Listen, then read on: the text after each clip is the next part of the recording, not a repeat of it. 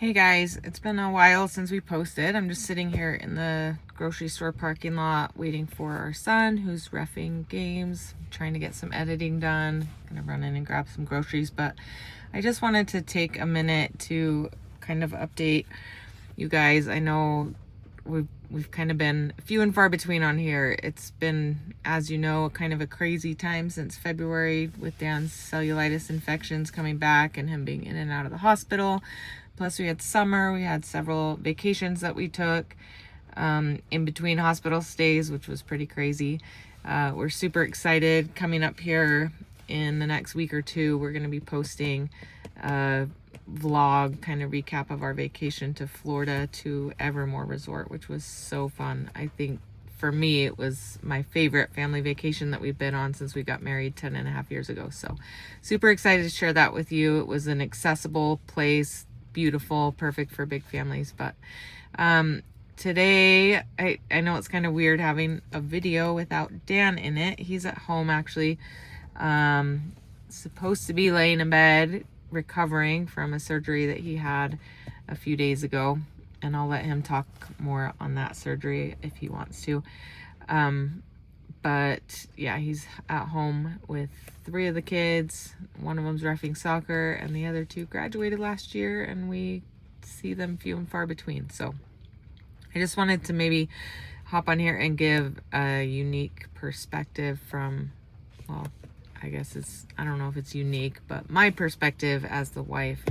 I'm just going to tell you, it has not been an easy few months for us, for me.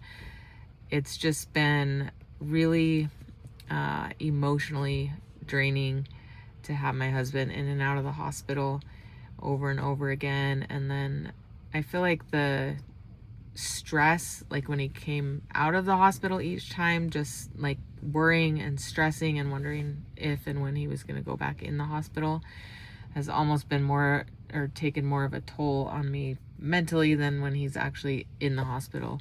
Because when he comes home, then as a wife, I feel like the responsibility to make sure that he's taking it easy, that he's keeping his feet up, that he's taking his medications, that, I mean, he's a big boy. He can do all that on his own, but also he does not like to stay put. He does not like to take time off, and he has a to-do list 600 miles long that just constantly stresses him out and nags at him when he's resting in bed. So for me, it's a really hard thing to constantly be hounding him and telling him that he needs to be in bed. But at the same time, then when I'm having him be in bed, then it leaves me taking care of a lot of the responsibilities that he normally does. So I don't know, just all around, it's a hard situation to deal with. But in light of knowing and hearing and seeing other people's tragedies that go on, like, it really is, like, we are so blessed at the end of the day. And even though we have a lot of moments and have had a lot of moments over the last few months where we've been really frustrated and down and just feeling hopeless or discouraged or whatever, at the end of the day, like, all it takes is for us to stop and count our blessings and to really look around us, just open our eyes and see the tragedies that other people are going through. I know our hearts have been super heavy this week with everything that happened with Charlie Kirk, and also locally we had one of my cousin's friends who lost her husband 2 years ago, lost her daughter in a tragic way. And there's just so many hard things that people deal with. So at the end of the day, all we have to do is really stop and count our blessings. I've heard it said lots of times, like, if you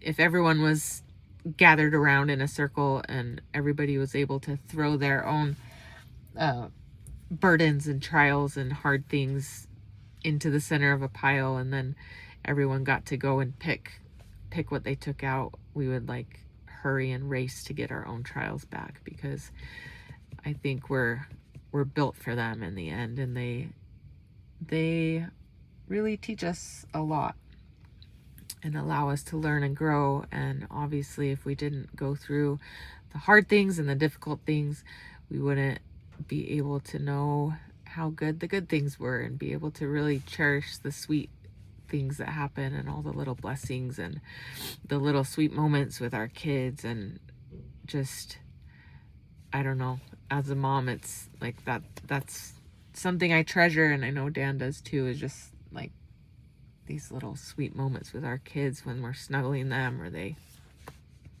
come up and give us hugs. Or yesterday I was talking to our older daughter on the phone, our 18-year-old, and she was working at the school cleaning, and our 13-year-old son walked in the room where she was in the cafeteria, like while we were on the phone, and he's like, "Hey sister," and she's like, "Hey brother." Like, I could hear him on the phone, and it's like, it seems so silly, but little moments like that make me know that our kids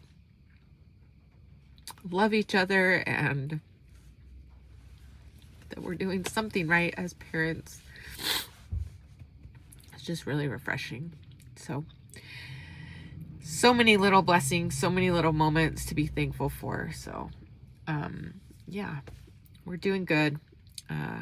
We're in the longest stint since February, that Dan has not had to go back in the hospital with this infection. So fingers crossed, prayers said, hopefully it's in God's plan that it's going to be at bay, because he has several other medical things coming up that are really daunting. We're just trying to take it one day at a time. So didn't want to try and get on here and cry, but it has been stressful, and I just want you guys to know that we feel your prayers. We see your comments, even if we're not feeling up to or having the capacity to respond.